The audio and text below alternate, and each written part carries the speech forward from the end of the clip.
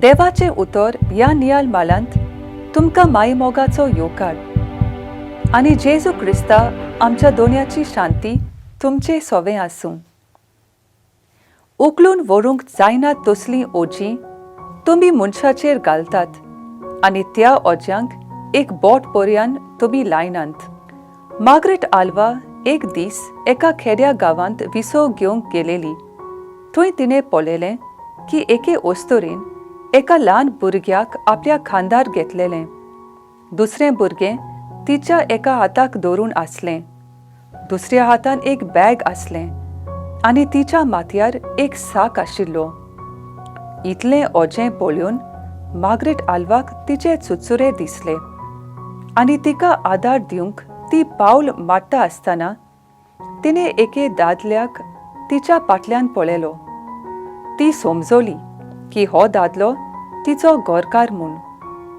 Margaret Alva रागान भरली कारण आपले बायलेचेर सगळें ओजें दिवन हो दादलो सुस्त हात मेकळे करून चलून येतलो.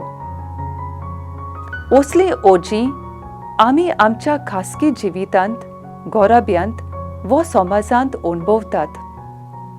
खासगी ओजाच्या बारान आमी चेपतात खरी, पूण जेन्ना आनीक कोणूय आमच्या खांदार ओदीक भारादीक ओजी घालतात तेन्ना आमची परिस्थिती कशी जाता? जेजूच्या काळार अशेंच घडलें.